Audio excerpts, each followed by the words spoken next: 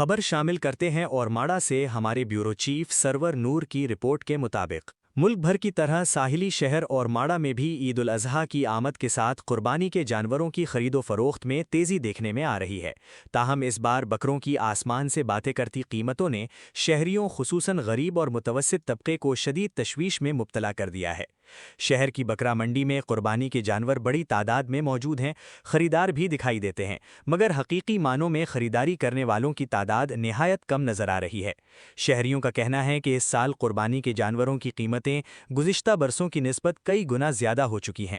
एक आम बकरा भी लाखों नहीं तो दसियों हज़ार रुपए में फ़रोख्त हो रहा है, जिसने आम आदमी की क़ुव्वत ख़रीद को बुरी तरह मुतासर किया है।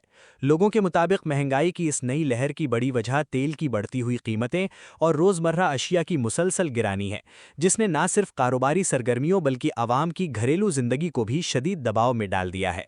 और माड़ा के शहरी हलकों का कहना है कि कुर्बानी जैसी अजीम सुन्नत जो हज़रत इब्राहीम अलैहिस्सलाम की बेमिसाल इताअत और ईसार की यादगार है, अब गरीब आवाम की पहुँच से आहिस्ता आहिस्ता दूर होती जा रही है।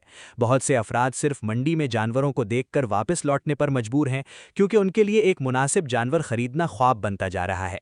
शहर के बुजुर्गों और समाजी हलकों ने अफसोस का इजहार करते हुए कहा कि एक वक्त था जब ईद उल अजहा की आमद पर हर घर में खुशी, रौनक और कुर्बानी की तैयारी दिखाई देती थी, मगर मौजूदा महंगाई ने इन खुशियों को मांद कर दिया है। सफ़ेद पोश तबका शदीद जहनी दबाव का शिकार है, जो अपनी माली मुश्किलात के बावजूद सुन्नत इब्राहीमी की अदायगी की ख्वाहिश दिल में लिए बैठा है।